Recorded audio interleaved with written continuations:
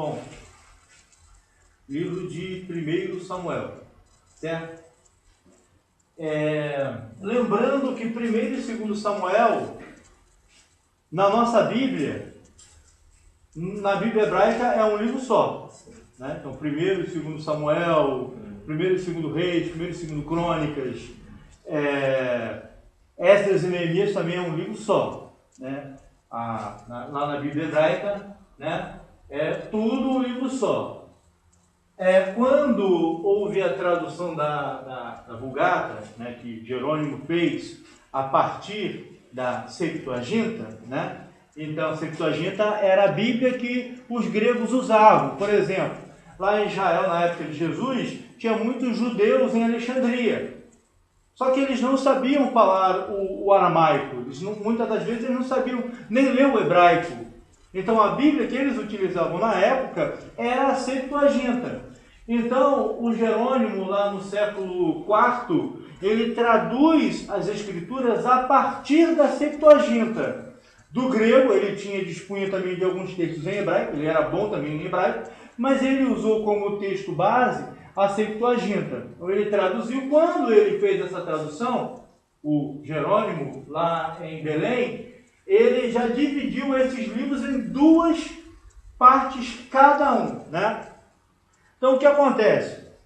O primeiro livro de Samuel, ele vai desde a história de Ana e Eucana até a morte de Saul. E o livro de 2 Samuel vai desde a morte de Saul, que ali já tem se não me falha a memória, um moabita, ele contando a versão dele da história, né? E vai até a velhice de Davi, certo? Só que a história de Davi, ela tem continuidade, ela não termina no segundo livro de Samuel. A história de Davi segue em 1 Reis, com a velhice de Davi e depois com a coroação de Salomão. Isso. E depois da coroação, aí tem lá a sabedoria de Salomão e tal, ele morre, né? E Roboão, entra Roboão. Aí o livro dos reis vai até a ida do povo de Israel para o exílio. O segundo livro dos reis, né? Ele termina com o exílio do reino de Judá. O reino de Judá era o reino do Sul, exatamente, né? Então, aí quando entra em Crônicas, entra uma nova narrativa. O autor do Crônicas, ele volta lá atrás. Ele volta a falar sobre o reino de Davi novamente.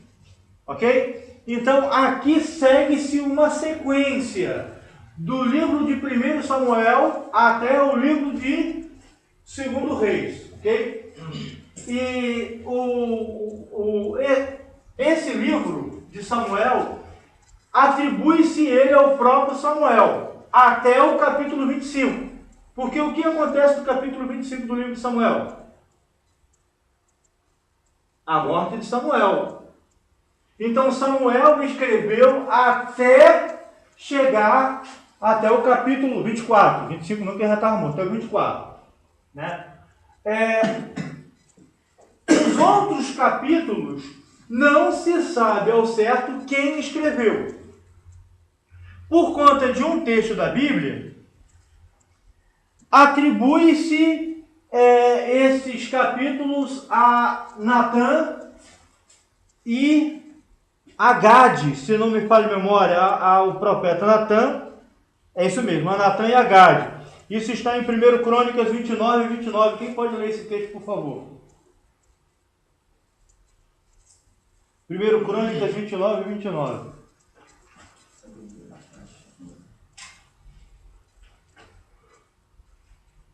Os atos, pois, do rei Davi, tanto os primeiros como os últimos, eis que estão escritos nas crônicas registradas por Samuel, o vidente, nas crônicas do profeta Natã e nas crônicas de Gade, o vidente. Ok? Aí. Então, atribui-se o restante do livro de Samuel, tá? Ao Natã e ao profeta Gade. Ou seja, Samuel escreveu. Está escrito que Samuel escreveu, né? Depois que Samuel escreveu até o capítulo 24, do capítulo 25 em diante, foi Natan e Gade quem escreveu. Só que eram textos separados. Acredita-se que quando Esdras fez a canonização dos textos do Novo Testamento, ele pegou o escrito de Samuel, juntou, né? O escrito de Samuel com o escrito de Natan e o escrito de Gade. Aí ficou um livro só, né? Que é Samuel, né?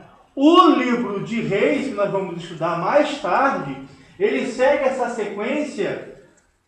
Porém, atribui-se o livro de 1º e 2º Reis ao rei Ezequias. O 1º e 2º livro de Crônicas atribui-se esses dois livros ao próprio Esdras, que ele tem escrito. Porém, o livro de 1º e 2º Samuel foram escritos 1º Samuel, possivelmente o restante pelo profeta Natan e o profeta Gade. E ali nós temos algumas inserções dentro do texto. Por exemplo, nós temos uma menção do profeta Samuel em que está escrito assim: procuraram lá o profeta Samuel porque na época os profetas eram chamados de videntes. Então esse texto nos dá a entender que o compilador desse livro, ele acrescentou isso, ou seja, os profetas, que nós conhecemos hoje como profetas, eram chamados na época de videntes. E quem foi que escreveu essa parte? Esdras. Possivelmente foi o escriba e sacerdote Esdras, né? Então, a autoria, Samuel, possivelmente Natan e Gade. Qual é a característica, ou qual seria o tema principal desse livro? É tanto característica quanto o tema. Transição. Por que transição? O livro começa com o governo de juízes, Eli e Samuel. E o próprio Samuel faz a transição do reino, de um reino teocrático, né? Lembrando que nós temos reino teocrático hoje. Não temos hoje países os governos teocráticos? Em quais países? Lembram? Quais países que nós temos um governo teocrático? Oi? Países islamizados. Eles têm um governo teocrático. Irã, Turquia, se não me falha a memória, tem um governo teocrático. Por que governo teocrático? O governo lá é estabelecido a partir da religião, né? Então o governo lá é chamado de governo teocrático. Samuel fez essa transição da teocracia, governo de Deus, para a monarquia, governo de um monarca. Ok? E o que significa o nome Samuel? Alguém sabe? Alguém lembra? Vocês sabem, talvez vocês não lembram. O que significa? Deus ouviu. Porque não foi uma petição de Ana? Ana não falou lá para receber filho? E Deus deu a ele o profeta Samuel, né? Os personagens principais desse livro vai ser Ana, a própria mãe do Samuel, né? Eli, que era o juiz e sacerdote da época, o próprio Samuel, Saul, Jonatas e Davi. Salomão vem depois. Salomão vem a partir do 2º livro de Samuel, né? Então aqui, Davi. Uma outra coisa importante que é um tabu na vida de muita gente. Samuel era de qual tribo? São 12 tribos, não são 12 tribos? Tem lá a tribo de Judá, a tribo de Benjamim, a tribo de Levi, a tribo de Judá, não sei se já falei, a tribo de Efraim, etc. Ele era de qual tribo? Vamos ver isso aí. Um irmão, por gentileza, abre a sua Bíblia. Um irmão, em 1 Samuel, capítulo 1,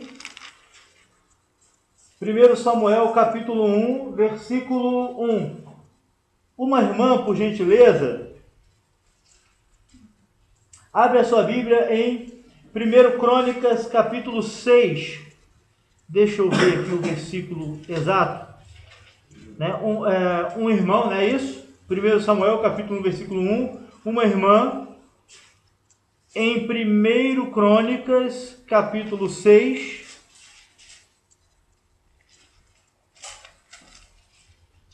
Capítulo 6, espera aí, só um minuto.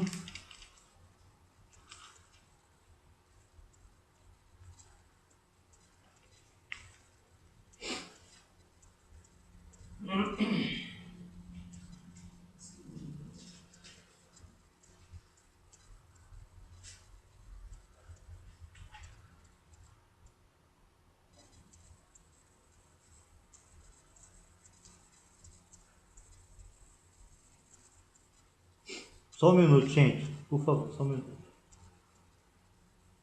Ah, tá. Versículos 33 e 34. O irmão que achou pode ler, por favor. 1 Samuel, capítulo 1, versículo 1. Por favor. Fique à vontade.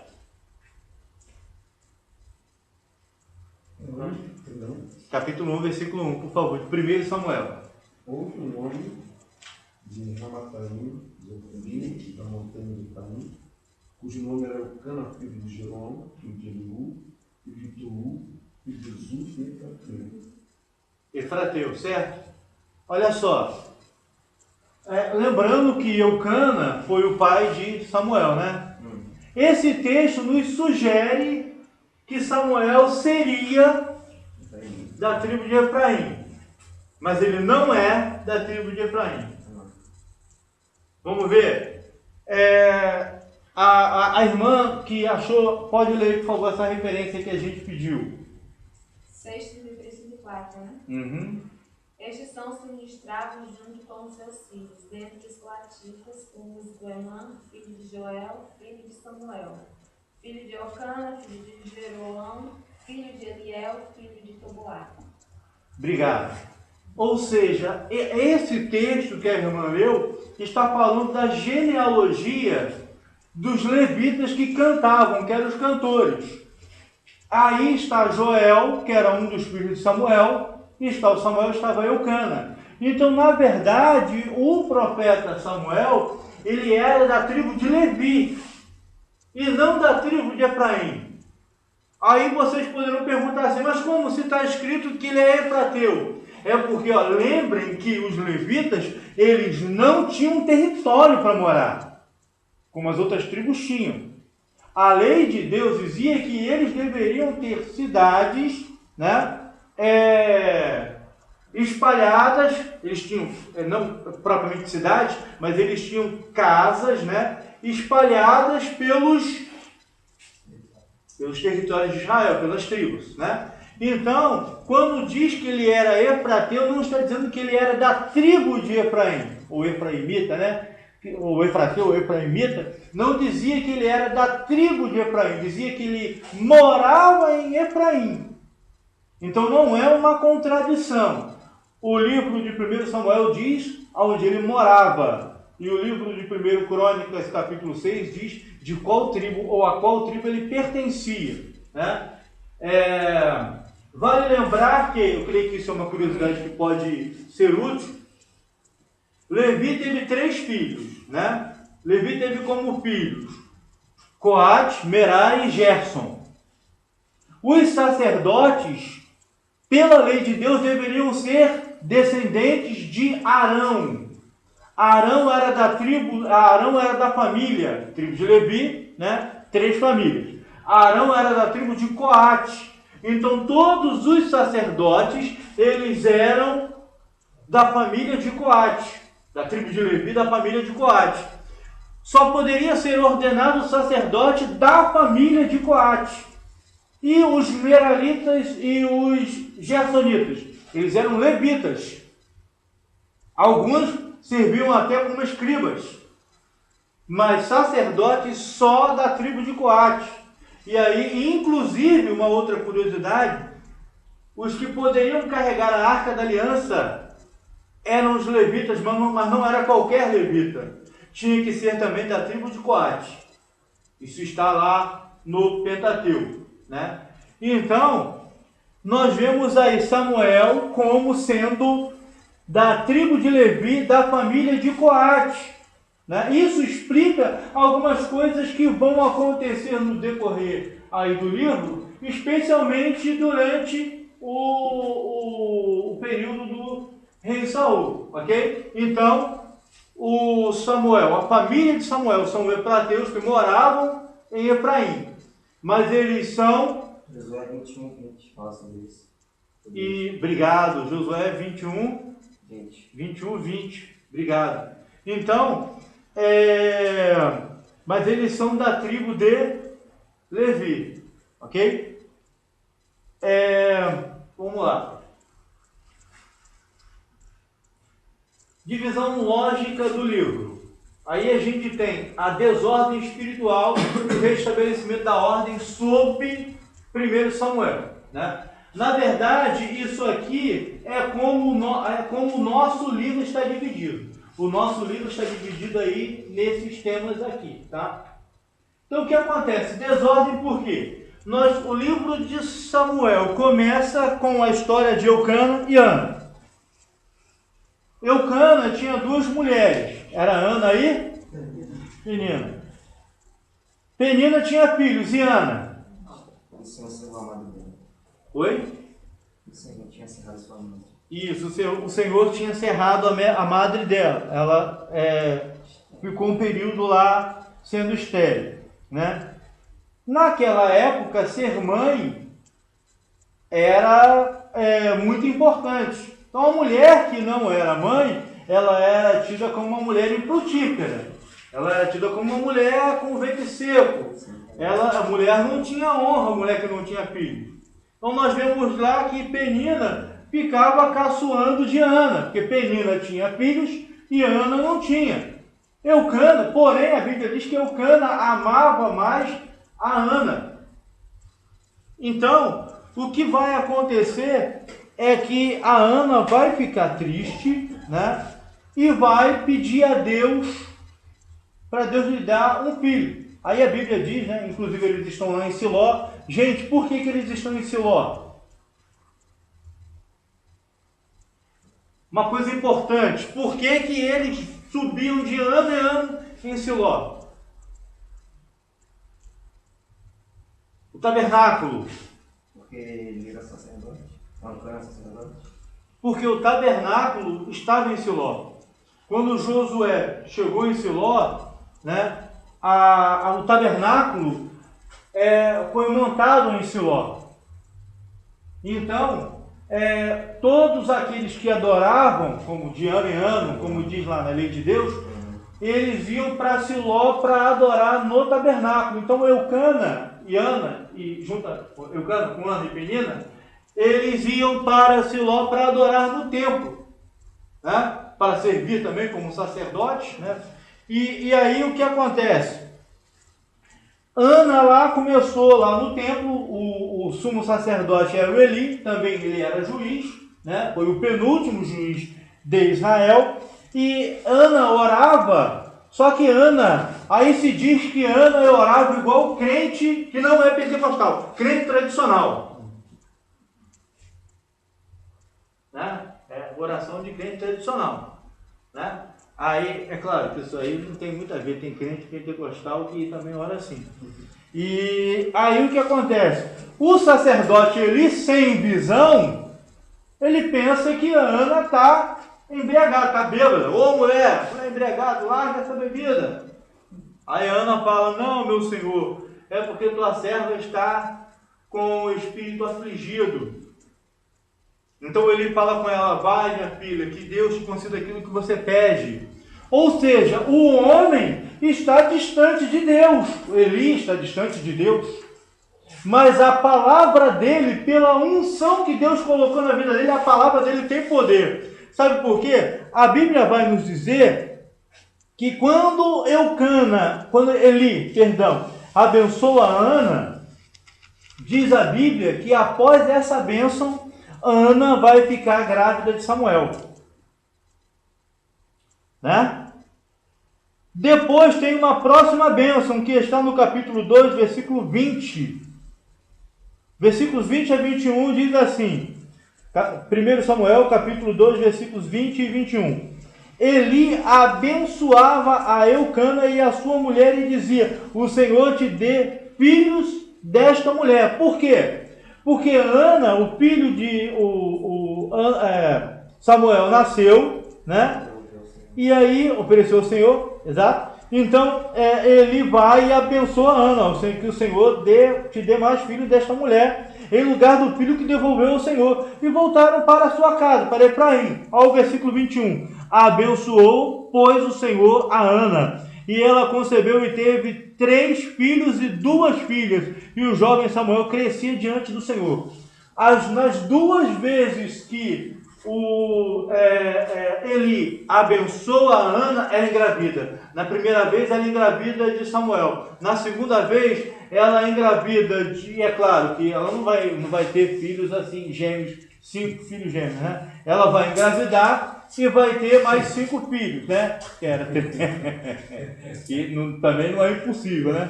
Isso aí não é impossível. Aí vai ter 3 meninos e 2 meninas, né?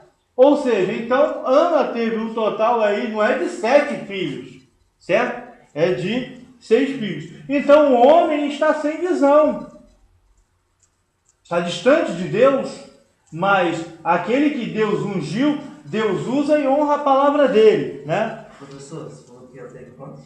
6 filhos. E por que o cântico fala que ela tem 7? Que cântico?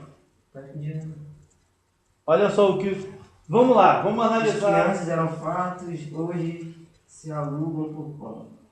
Mas os que andavam famintos não sofrem mais fome. Até a estéril tem 7 filhos. Mas só que aí ela não diz que ela tem 7 filhos. Por que ela fala isso? Não sei. Porque Eucana falou para ela que ele é melhor do que 7 filhos. Olha só o que ele falou para ela.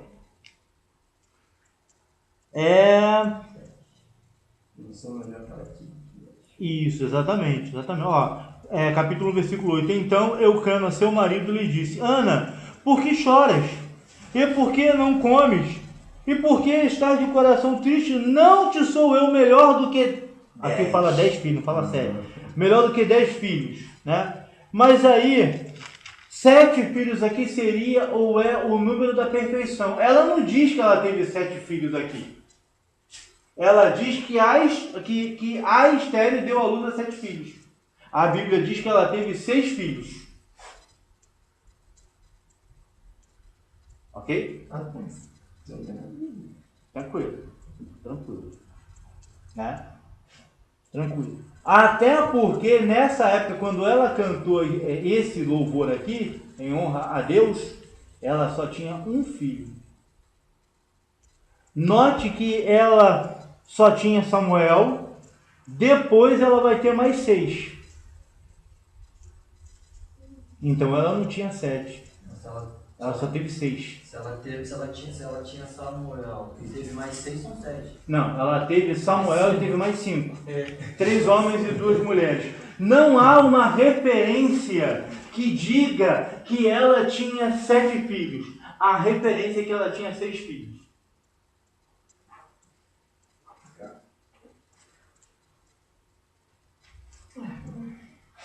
Lembrando que cântico também é simbólico e poético. A poesia nem sempre ela é literal. Né? Então, o que a Bíblia nos diz é que ela teve 6 filhos. Samuel e mais 5 filhos. Ok? Né? E aí o que acontece? Nessa desordem, a Bíblia fala que Saul, ele teve 2 filhos. Quais são o nome dos 2 filhos? Oi? De quem? Os 2 filhos de Eli. Ofni e Finéias.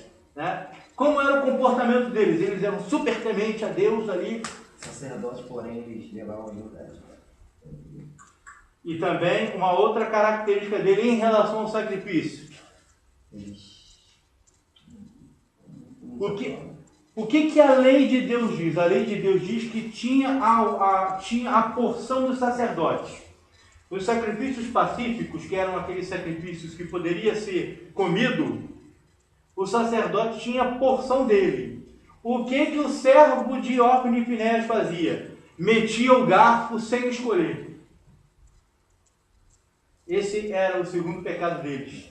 Ou seja, eles não respeitavam o sacrifício de Deus. Então, os filhos de Eli, Ofni e Finéias, eles não temiam a Deus, né? Eles levavam mulheres ali para se prostituir com elas. A Bíblia dá a eles a expressão de filhos de Belial, né? Que seriam pessoas ímpias, né? Iníquas. Então, eles desagradavam a Deus. E outra coisa, Eli não os corrigia. Mas vem cá, a Bíblia não diz que Eli chamou a atenção deles? Sim ou não? Capítulo 2, versículo 22. Era, porém, Eli já muito velho, e ouvia tudo quanto seus filhos faziam a todo Israel, e de como se deitavam com as mulheres que em bando se ajuntavam à porta da tenda da congregação. Sim, aí continuando. E disse-lhes: por que fazeis tais coisas? Porque ouço de todo este povo os vossos malefícios. Não, filhos meus, porque não é boa fama esta que ouço. Estais fazendo transgredir o povo do Senhor. Então vejam bem, obrigado. Ele repreende. Mas então por que ele é chamado de o pai conivente? Por que ele é chamado de pai conivente? Se ele repreendeu. Porque ele repreende, mas ele não toma uma atitude, ele não corrige. No finalzinho aqui tem uma parte interessante que diz que eles não ouviram a voz do seu pai porque o Senhor os queria os matar. Ah, obrigado. Exato, versículo 25. Né? Pecando o homem contra o próximo, Deus lhe será o árbitro. Pecando, porém, contra o Senhor, quem intercederá por ele? Entretanto, não ouviram a voz de seu pai, porque o Senhor os queria matar. Isso. Certo. E aí, a gente vê que eles foram repreendidos, mas mais à frente, Deus vai usar um profeta para falar com Eli que ele não repreendia os filhos dele. Ou seja, é porque ele avisou, mas não corrigiu. Porque filho, a gente corrige, mas a gente também, toma atitude. Né? Às vezes a gente tem que tomar uma atitude. Dá umas varadinhas lá no mata, né? Mata. Eu também já levei varada pra caramba. Mas, né? Então, não corrigir os filhos. E aí, Deus vai falar para Samuel, usando esse profeta, que está no capítulo 2, a partir do versículo 27, que vai cortar os descendentes de Eli, né, da terra. E apenas só um ficaria. Ou seja, que os descendentes de Eli, eles seriam mortos ainda na saúde. E só um sobreviveria. Quem foi esse um que sobreviveu? Está lá no livro de 2 Samuel. Ou melhor, não, está no 1 Samuel. E a história dele continua em 2 Samuel. Quem é? Acabou não, né? Oi? Acabou não. Não entendi não. É neto de Icabô. Ah, tá. O profeta diz aqui, no capítulo 2, a partir do versículo 27, a Bíblia não diz o nome desse profeta, só veio um homem de Deus a Eli, ele disse: assim diz o Senhor, não me manifestei, na verdade, à casa de teu pai, estando os israelitas ainda no Egito, na casa de Faraó, Eu o escolhi dentre todas as tribos de Israel para ser o meu sacerdote, para subir ao meu altar, para queimar o incenso e para trazer a estola sacerdotal perante mim. E dei à casa de teu pai todas as ofertas queimadas dos filhos de Israel. Aí ele continua, né? Versículo 30. Portanto, diz o Senhor, Deus de Israel, na verdade, dissera eu que a tua casa e a casa de teu pai andariam diante de mim perpetuamente. Porém, agora, diz o Senhor, longe de mim tal coisa, porque aos que me honram, honrarei, porém aos que me desprezam serão desmerecidos.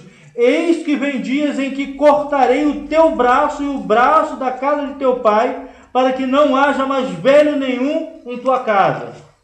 Versículo 52. E verás o aperto da morada de Deus há um tempo com o bem que faria Israel, e jamais haverá velho em tua casa. O homem, porém, da tua linhagem, a quem eu não afastar do meu altar, será para te consumir os olhos e para te entristecer a alma, e todos os descendentes da tua casa morrerão na flor da idade. Né? Ou seja, quem eram os filhos, os descendentes de Eli?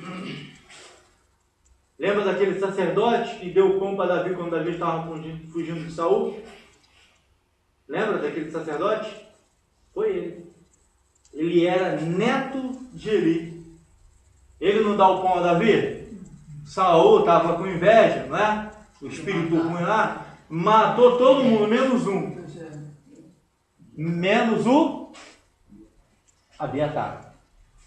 E Abiatar também, lá no livro de Reis, ele vai, primeiro livro de Reis, ele se descambeia também, em vez de ficar do lado de Salomão, ele vai apoiar a Adonias, né? E, é claro, por ele ser sacerdote, o Salomão não mata ele, né? Mas ele não vai exercer mais o sacerdócio. Ele fica fora lá, né? Ou seja, essa profecia aqui se cumpre em Eli na sua totalidade lá nos dias de que Davi estava fugindo de Saul, ok? Então, nesse período de desordem, nós vemos aí Eli, um pai, um sacerdote, homem de Deus, porém um pai conivente. Os filhos faziam o que faziam, não eram punidos segundo aquilo que a lei de Deus dizia. O que Deus faz? Manda um profeta para falar, porque Deus é assim, quando Ele tem algo para falar conosco, quando Ele não nos fala pessoalmente, Ele manda alguém para falar conosco, né? Então Deus usa esse profeta, não tem nome nesse profeta, é anônimo esse profeta, né? Depois disso, o que vai acontecer? Samuel, pequenininho, vai estar lá deitado lá próximo à Arca da Aliança, né? Sensacional, queria eu ter essa honra, né? De estar lá perto da Arca da Aliança, símbolo da presença de Deus, né? Então, Deus vai e chama Samuel. Após esse profeta repreender Eli, o sacerdote e juiz Eli, né? Então, Deus aparece a Samuel, né? E fala, Samuel, Samuel. Aí Samuel, não, é Eli. Senhor meu, você me chamou? Eu não te chamei não, menino, vai dormir. Aí ele foi deitar. Aí Deus falou, Samuel, Samuel. Teve que ir 3 vezes para ele reconhecer, né? E o texto nos diz, aqui mesmo, no capítulo 3, que naqueles dias era raro a visão. E Deus falar com o povo. A palavra do Senhor era rara. Ou seja, Deus falar com o servo dele, naquele tempo era raro.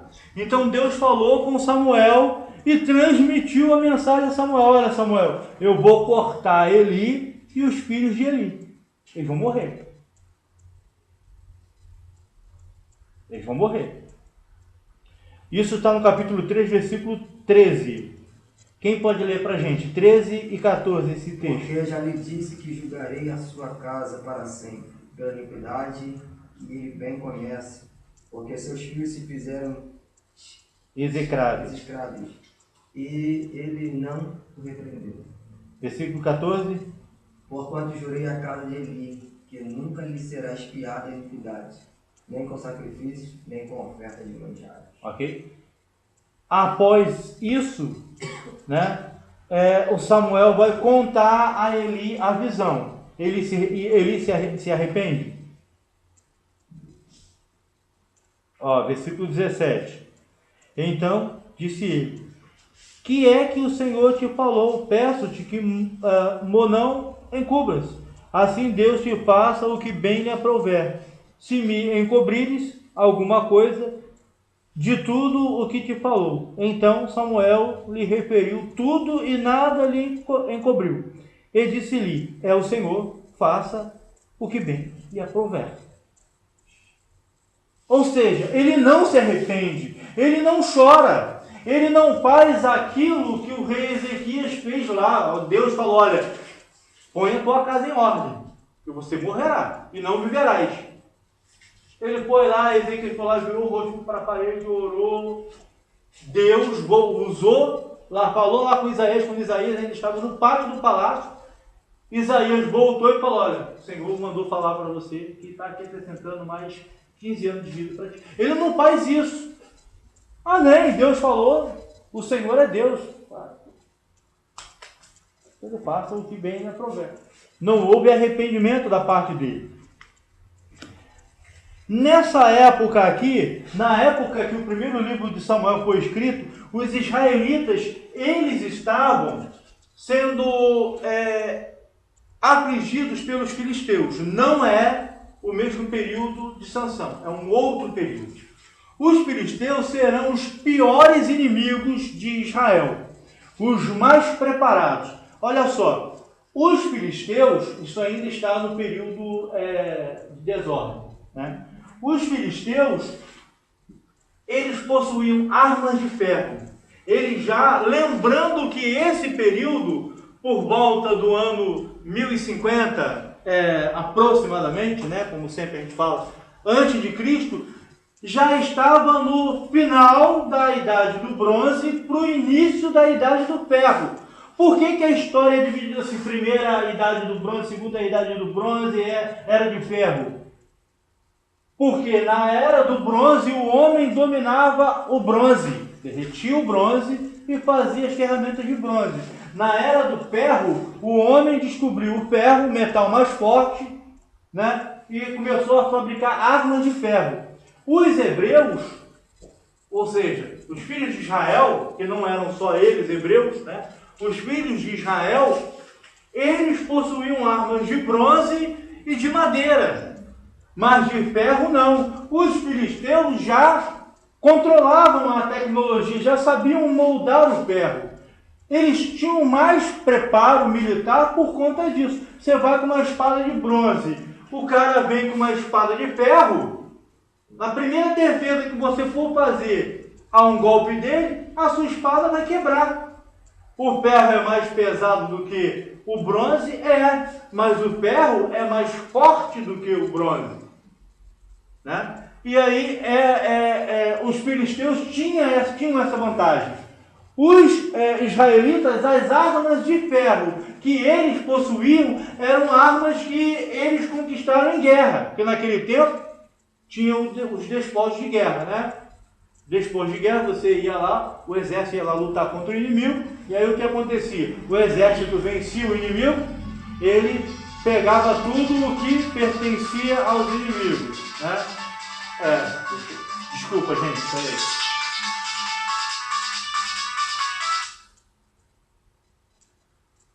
Minha esposa acho que esqueceu que eu estou aqui hoje. Isso que ela diz. Essa hora é a hora que ela me ligou: amorzinho, eu estou saindo daqui, vem buscar. Esqueci. Mas desculpa, gente, continuando. Então eles iam lá, venciam o exército inimigo, né? E quando eles venciam o exército inimigo, eles pegavam o que o exército deixou: armas, alimentos, né? Gado, exatamente, espólio de guerra. Isso aí, né? Então esse espólio de guerra eles apanhavam. Então o que os israelitas tinham? Lembrando que aqui eles não eram ainda chamados judeus. Isso também é uma coisa importante.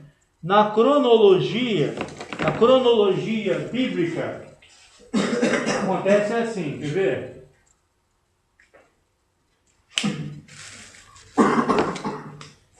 Acontece assim, ó. Primeiro, eles eram chamados de hebreus. Né? Isso, eles eram chamados de hebreus até a época de Samuel. Né? Depois, eles passam a ser chamados de israelitas. Exato. Eles vão ser chamados de israelitas até a divisão das tribos, né? Lá no tempo do rei Roboão. Então, depois que existe a divisão das tribos, o norte vai continuar sendo chamado de israelita, o sul chamado de Judá, e portanto quem morava ali era judeu, mas judeu por tribo e por nacionalidade, lembrando que ali não estavam só os judeus, ou seja, os da tribo de Judá, os da tribo de Benjamim e da tribo de Levi também estavam ali. Eles eram chamados de judeus por causa do território. Após o cativeiro babilônico,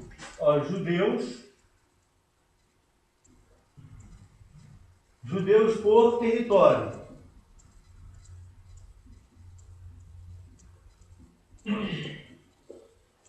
Né?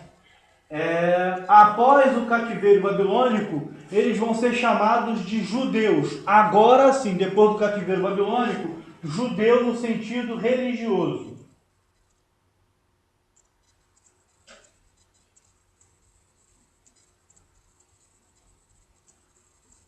Uma curiosidade aqui. O que é ser judeu? Ser judeu não é só seguir a religião judaica. Ser judeu é ser descendente de Abraão, de Isaac e de Jacó. Uma curiosidade aqui para aguçar um pouquinho, isso não tem uma importância espiritual, né? Mas pode ter uma importância na identidade da gente. Muitos brasileiros são judeus por descendência e não sabem. A irmã sabe. A irmã sabe disso. Os cristãos novos, né? Eu sei, Isso. Aí temos também a Inquisição Espanhola, né? Enfim, né? Isso aí a gente deixa para um outro momento. Ok? Então, aqui eles eram chamados de israelitas, né? E aí, pessoal, o que acontece? O que acontece nesse período, tá? As 12 tribos de Israel, desordem espiritual, tá? E nessa tremenda desvantagem que eles têm na guerra contra os filisteus serão os piores inimigos deles, né? Os filisteus serão os piores, ou foram os piores inimigos lá dos israelitas, desde o período lá de Sansão até o período lá do rei Davi. Lembrando que o que significa a palavra filisteu? Isso aqui resolve uma questão histórica muito importante da Bíblia. Essa questão é colocada pelo arqueólogo... Esqueci agora o nome do cara. O que escreveu e a Bíblia não tinha razão. Não sei o que, Pakistan. Esqueci o nome dele total. Eu tenho no meu livro o nome dele. Tem? Cadê aqui? Então, o nome dele, acho que se não me engano, é Israel Pakistan. A pronúncia minha está Ele bem tinha um fraca. PDF dele. Oi? A Bíblia não tinha razão, tinha PDF. Isso, exatamente. Ou seja, lembra lá de Abimeleque, rei dos filisteus na época de Abraão e na época de Isaac? Esses mesmos aqui não eram os mesmos da época de Abraão. Mas então por que eles são chamados de filisteus? O que significa a palavra filisteu? Gente, a palavra filisteu significa povos do mar. Então, aquela população que morava naquela área ali, naquele território onde ficava Gaza, Ascalon, Ecrom, Tiná. Exatamente. aquele pessoal que morava ali eram chamados de filisteus. A palavra filisteu significa povos do mar. Então todo pessoal pagão, que não era da tribo de Israel, que não adorava o verdadeiro Deus, que morava nesses territórios, eles eram chamados de filisteus. Porém, Abimeleque não era um filisteu como eram os filisteus da época de Davi. Porque esses filisteus aqui, desse tempo, eles começaram a emigrar ali para Canaã por volta do ano 1500, eu não lembro exatamente a data, mas por volta desse ano aí, antes de Cristo. Abraão viveu lá 500 anos antes, aproximadamente. 500 ou 600 anos antes. Né? Então, esses filisteus da época de Davi são diferentes dos filisteus daquela época. Então, por que eles são chamados de filisteus?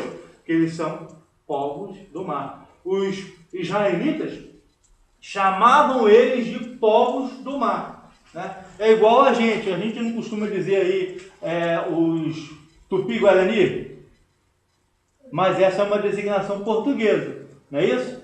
Então, não eram eles que se identificavam como Tupi-Guarani, eram os portugueses que chamavam eles de Tupi-Guarani. Aqui é a mesma coisa. Quem escreveu a Bíblia? Foi o povo de Israel, né? Então, era filisteu. Ou seja, povos do mar, que moravam lá na costa. Ok? Né? Então, esses filisteus eram um povo muito poderoso ali e os israelitas estavam em guerra contra ele nesse período. E aí, o que vai acontecer, gente? O que vai acontecer vai que uma guerra entre os israelitas, né, e os filisteus, certo? Nessa guerra o que acontece? A arca é levada. Ou seja, tem uma guerra, né? Os filisteus vencem a guerra, matam Ófni e Finéias, levam a arca da aliança. Alguém sobrevive e vai contar lá para Eli. Eli, seus 2 filhos morreram, levaram a arca da aliança. O que acontece com Eli? No susto, né? Exatamente. No susto ele cai da cadeira, bate com a cabeça, morre. Né? A esposa de um deles, não lembro se era de Ófni ou se era de Finéias, que estava grávida de um deles, dá à luz naquele momento e vai colocar o nome do filho dele, que significa fosse a glória de Israel, né? Exatamente. E o que vai acontecer com a arca da aliança lá na terra dos filisteus? Ela vai ser posta frente ao templo de Dagon, exatamente. O que acontece com o Dagon? O final é melhor, eu vou falar só o final, porque tem hoje pessoas que pisam por de Dagon. Ah, tá, entendi. Ou seja, o que acontece? Os filisteus vão lá para adorar, né, e encontram uma imagem caída, toda desmontada na arca da aliança. Né? Aí eles montam tudo de novo, tal, aí sai. No outro dia, de novo, está lá, diante da arca, né? Aí o que eles fazem? Eles pegam a arca e botam em outro lugar. Né? E aí o que Deus faz? Começa a castigar o povo com doença. Alguns vão dizer que Deus castiga o povo com a peste negra. Isso aí é a interpretação de alguns, então não estou falando que é a minha não. Inclusive, eu particularmente, vocês me perguntaram e falaram, eu particularmente eu não sei, mas alguém disse que foi a peste negra. Por que a peste negra? Por que é chamada de peste negra? Porque ela dá caroço no corpo e caroço preto. Né? Então alguns falam que aquela chaga que Deus colocou no povo era peste negra. Né? E aí o povo começa a morrer. Eles trocam a arca da aliança de lugar. E aí o povo morre. O que eles fazem? Devolvem a arca, não é isso? Mas como é que eles devolvem a arca?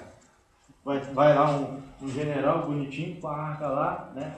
No carro lá, né? E aqui o profeta Samuel, novo líder, juiz de Israel, está aqui a arca, tá? Ó, tchau, bênção, não quero saber disso mais não. É assim que eles fazem? Como é que eles fazem? eles pegam uma carroça com bois, colocam a Arca da Aliança ali. Levam a Arca da Aliança até um pedaço. Depois eles pegam o boi, botam na direção lá do território de Israel e mandam eles ir. Manda os bois ir. Os bois chegam no território de Israel e a arca é depositada ali. E vai ficar ali até o rei Davi ir buscar, né, lá em 2 Samuel, até o momento que nesse momento que Uzá toca na arca é fulminado. Né? Isso. Né? Então, esse aí é o período da desordem. E o restabelecimento da ordem, né, vai acontecer lá na época de Samuel. No capítulo 6 fala que os filisteus enviam a arca para fora da sua terra. O primeiro lugar que a arca vai chegar no território de Israel vai ser em Bet-Semes. Depois vai para Kiriat Jearim. Isso, né? Depois no capítulo 7, aí é restabelecida a ordem com quem? A exortação de Samuel ao arrependimento. Depois que Samuel exorta o povo ao arrependimento, aí o povo vence a guerra contra os filisteus. Né? O povo vence a guerra contra os filisteus. Só que nesse restabelecimento da ordem, uma outra coisa acontece. Que está aqui, Samuel faz a transição para a monarquia. O que acontece? Os filhos já não querem um rei. Por que eles pedem um rei? Não quero deixar outras Olhar para as outras nações. nações tinham rei. Exato, mais um motivo. Tem dois motivos. Esse é O um. motivo é que os filhos de Samuel não seguiram os passos do pai. Exatamente, ó. Vou botar esse menino para dar aula aqui. Né? Bênção pura. Então o que acontece? Obrigado, é isso aí mesmo. O Samuel, quando ele fica velho, ele coloca os filhos dele para ser juiz. Só que os filhos dele não andavam na presença de Deus como Samuel andava. Né? Porque eles não eram tementes como o pai. Os filhos de Israel vendo isso, percebendo, né, isso que vocês falaram, que os povos ao redor já tinham rei, eles pedem um rei a Samuel. Lembrando que nesse tempo aqui, o reino de Israel não era ainda unificado, estava na mesma situação da época dos juízes. Cada um andava segundo bem lhes parecia, porque eles não tinham um rei. Né? Então, o que vai acontecer, gente? O povo pede a Deus um rei. Quem dá Saul como rei? É o povo que escolhe Saul como rei? Sim ou não? Não, o Senhor. É o Senhor, né? Porque na época que Samuel ora ao Senhor, o Senhor fala. Samuel atende a voz do povo. Exatamente, né? O povo vai lá perante Samuel e pede um rei, né? Aí Samuel fica triste. Samuel vai orar, Deus fala, olha Samuel, eles não rejeitaram a ti, rejeitaram a mim. Né? Ou seja, né, teocrático, quem manda é... Então, Deus fala, olha, não estão rejeitando você, estão rejeitando a mim. Isso que o irmão falou é verdade, está no capítulo 9. Ou seja, quando eu era mais jovem, eu ainda sou um jovem assim, maduro, né? Quando eu era, eu acho que velho é só depois de 60, né? Então aqui não tem nenhum velho. Todo mundo aqui é um jovem. Alguns jovens mais maduros, outros jovens menos maduros. Né? Mas todos maduros aí dentro da sua faixa etária, né? Oi? Colou muito. Eu mais maduro, tu vendo, mano. Desculpa, da próxima vez não melhor então. Tem que ser um maduro verde, né? É isso aí. Para descontrair é bom, descontrair. Não, legal.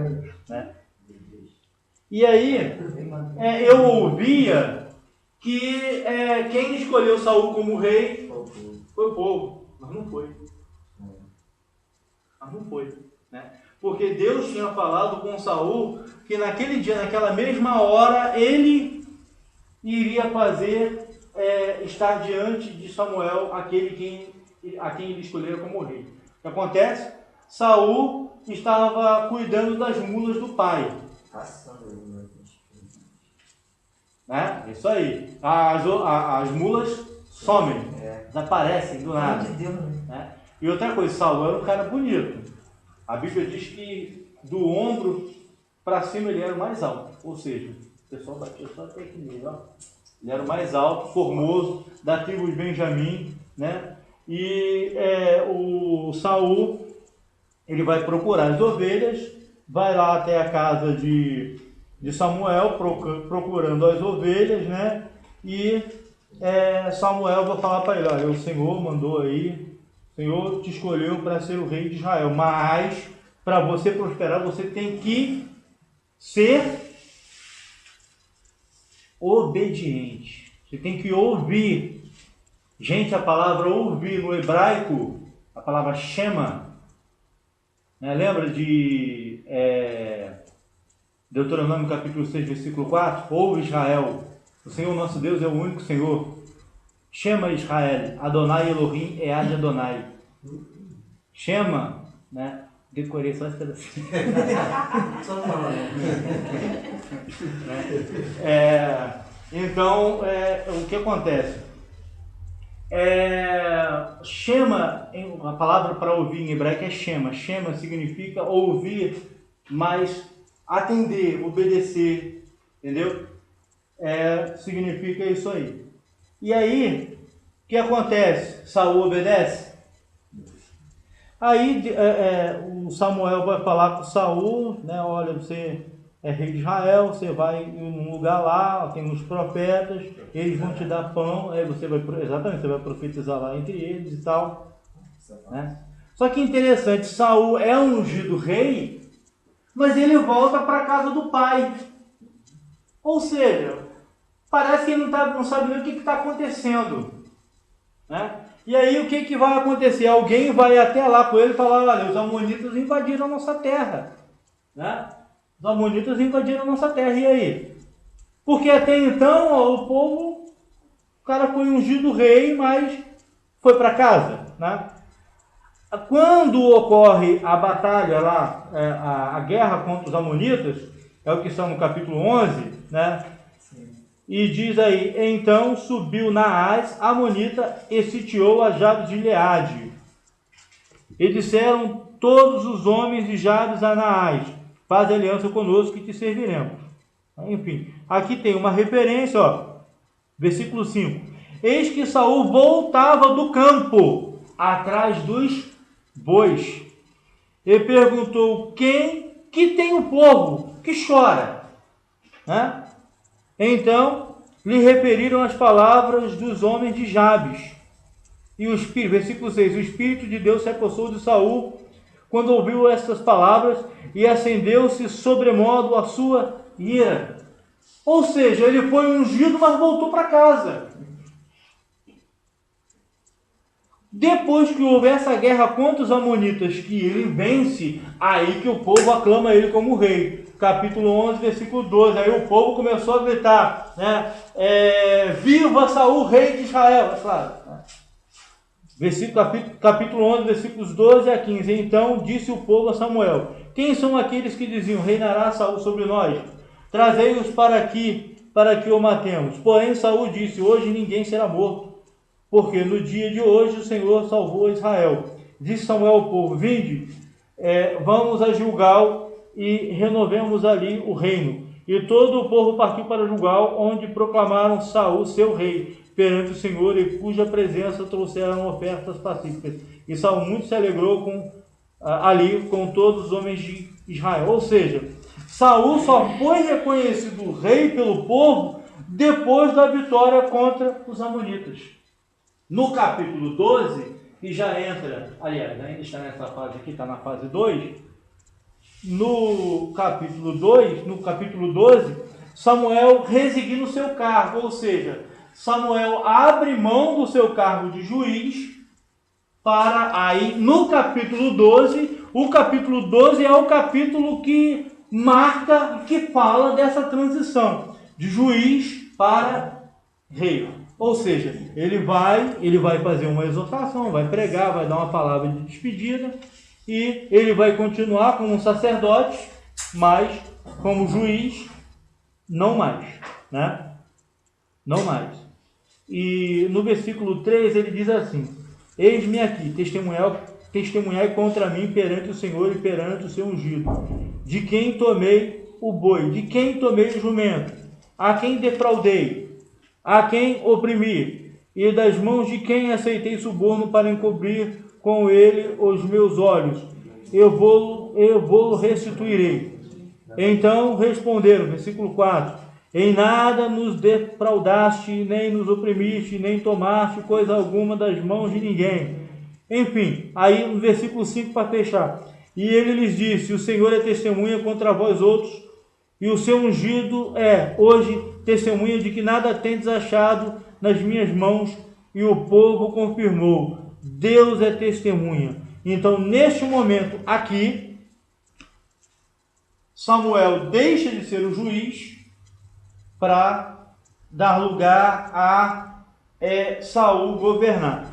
Só que Saul, ele vai reinar, mas ele vai reinar debaixo da autoridade de Samuel, né? Porque ele vai depender de Samuel para Samuel, né, falar lá a vontade de Deus, consultar a Deus, obrigado, a vontade de Deus para lá, no reino, né?